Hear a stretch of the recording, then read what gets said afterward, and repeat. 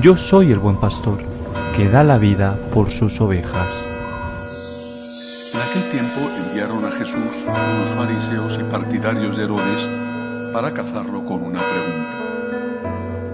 Se acercaron y le dijeron: Maestro, sabemos que eres sincero y que no te importa de nadie porque no te fijas en lo que la gente sea, sino que enseñas el camino de Dios sinceramente. ¿Es lícito pagar impuesto al César o no? ¿Pagamos o no pagamos? Jesús, viendo su hipocresía, les replicó: ¿Por qué intentáis cogerme? Traedme un denario que lo vea. Se lo trajeron y él les preguntó: ¿De quién es esta cara y esta inscripción? Le contestaron: del César.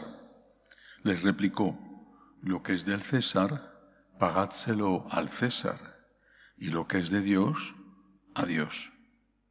Se quedaron admirados. Palabra del Señor. Gloria a ti, Señor Jesús.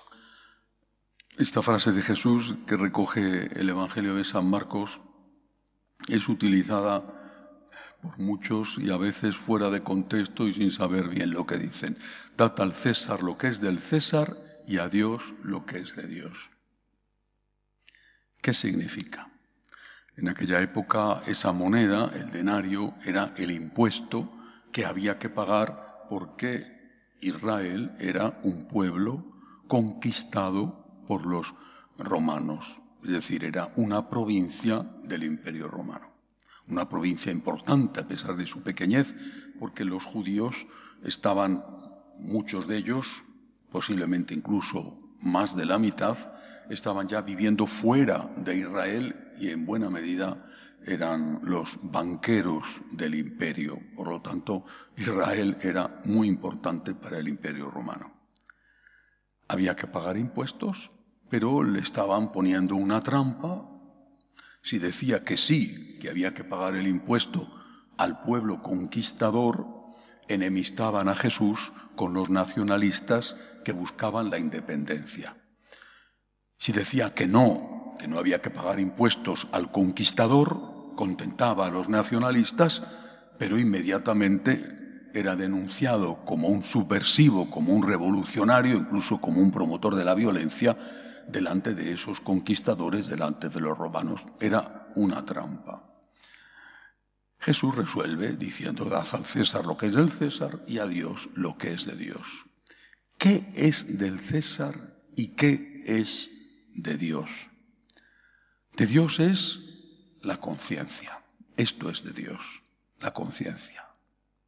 El respeto a las leyes morales naturales, puestas por el Creador en nuestra naturaleza humana, y para nosotros los católicos, las leyes morales reveladas, que además de las leyes morales naturales, nos ha enseñado Jesucristo, que constituyen ese aspecto fundamental de la revelación. Dad a Dios lo que es de Dios. Cuando en el siglo XVI, XVII, en el siglo de oro, los teólogos analizan la cuestión de cuánto tiene que ser más importante el César, el rey absoluto, que la Iglesia, el Papa, los obispos, la conciencia. Un escritor, sacerdote, teólogo, aunque no oficialmente teólogo, Calderón de la Barca, escribe El alcalde de Zalamea. Y en esa obra figuran estos versos. Ha sido acusado de hacer un delito y lo ha hecho por ser fiel a su conciencia. Y responde el acusado al rey, importantísimo rey español de la época, poder absoluto. Al rey, la hacienda y la vida se han de dar, la hacienda, impuestos, la vida, ir al ejército. Al rey la hacienda y la vida se han de dar, pero el honor, la moral, el honor es patrimonio del alma y el alma solo es de Dios. Esto lo traducimos en nuestros días, lo dijo maravillosamente el Papa Benedicto XVI, lo traducimos con los llamados principios innegociables. Hay principios que un católico no puede saltarse en su relación con el César. Defensa de la vida, defensa de la familia, defensa de los derechos de los padres a educar a sus hijos. Estos no son derechos del César. Hay que pagar impuestos, sí. Hay que respetar las leyes, por ejemplo, las leyes de tráfico. Pero no podemos someternos al César, al poder público, cuando va en contra de nuestra conciencia, al rey. La hacienda y la vida se han de dar, pero el honor es patrimonio del alma y el alma solo es de Dios. Los principios innegociables no pueden estar puestos en juego. Por supuesto, no es lo único. He hablado de 3 principios innegociables señalados por el Papa Benedicto XVI. Vida, familia y derechos de los padres. No son los únicos.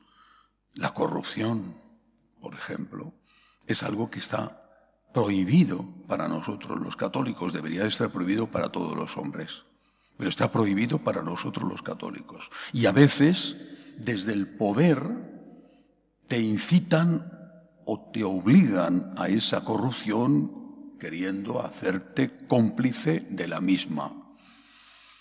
Y lo hacen ofreciéndote cargos, ofreciéndote dinero o con amenazas.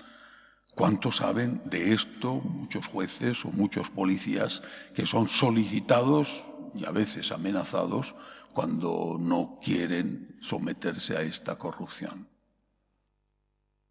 De Dios es el alma, de Dios es la conciencia. No podemos poner nuestra conciencia, nuestra alma, al servicio de los poderosos.